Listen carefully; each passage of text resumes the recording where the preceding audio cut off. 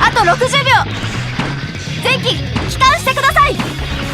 エース3、作戦範囲を超えています。できるだけバーシスに接近してください。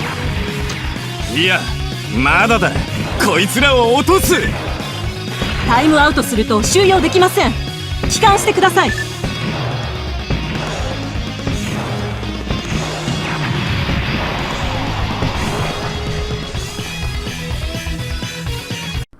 Hello and welcome to another episode of Backlogged, and today I want to talk about a game that's been sitting on my shelf since last August, which is Suit Leynos, which I have right here.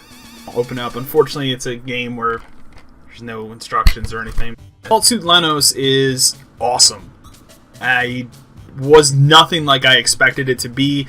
When I originally got the game last August, I picked it up, I started playing it. Very briefly, I played it for about 5 minutes, and I really just couldn't get into it at the time, and it was one of those I put on my shelf. I was like, I'll come back to this, but it didn't grab my attention right away.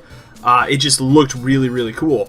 Designed with this series of playing games that are in my backlog, I decided to pull Suit Leynos out and try it for myself. And I haven't beaten it yet, but I played a good chunk of it yesterday. I played it for several hours yesterday, actually. I just sat down to capture footage for like maybe 10 minutes, and it turned into 2 hours, and that's a testament to how cool this game is. Suit Leynos is basically like, I have a huge love for, I'm not a really big anime person, as I sit here wearing a Gotta Catch 'Em All Pokemon t-shirt. I'm not really a big anime person, I never have been. There are certain anime that I like from growing up. Cowboy Bebop is one that always stuck with me. Samurai Champloo, awesome.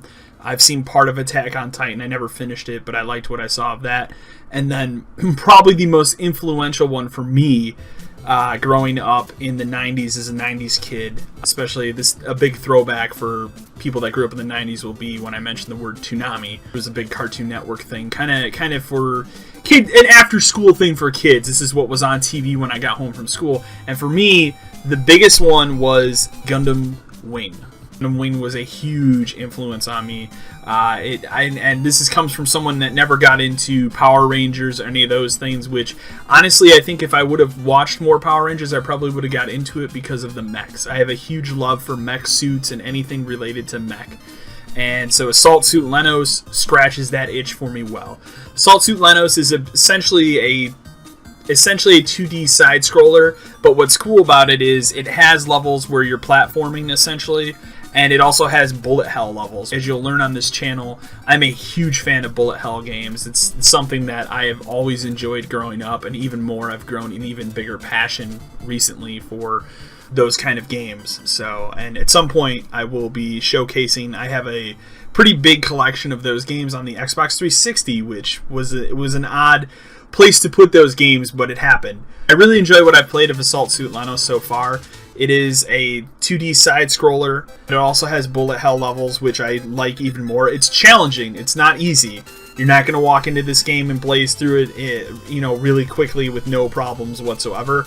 I died I was not expecting the challenge that this game presents, and I probably died at least 20 times playing the first level, just because I wasn't in the right mindset for this kind of game, and it really sucked me in for a couple hours. Like, I'm actually, when I get done recording this, I'm probably going to go back over here and play some more of it, because I really like it. It's really cool, and it's a nice break from some of the other stuff that I've been playing lately. But in honor of, the idea of Backlogged is to play these games, give them a little taste, and then tell you guys about, are they good?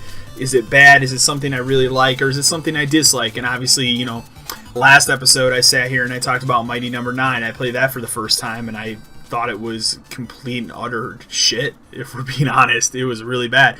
So I'm really happy to pull this game off my shelf, play it, and realize this game's really freaking good. The best possible way, and it scratches an itch I've had recently, and maybe it's because Mighty Number 9 was such a bad 2D platformer, and this is so good in comparison.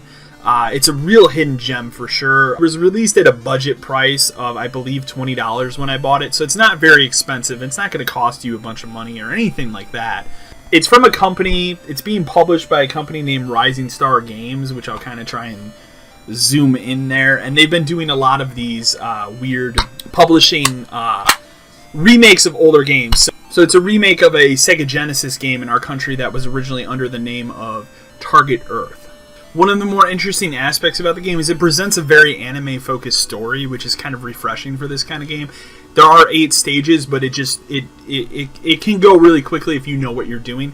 But the other thing that's cool about it is as you play the game, you unlock different upgrades, and you can actually go into each mission with a different set of weapons and armor and shields and all sorts of things. There's a boost pack for jumping around and kind of floating in the air and stuff. There's a bunch of stuff to choose from, and it makes replaying the game over and over again a little bit different each time depending on what you choose for those things. It's funny too, because as I was doing research for this video, I actually was looking on Wikipedia and stuff and looking at the original game Target Earth for Sega Genesis, and I've actually added that into my wish list of something I would like to find to own at some point, because I think that this is such an incredible game that I never played as a kid. So it's really exciting to see games like this come out. And as I said before, I'm a huge fan of Gundam Wing and anything Gundam related.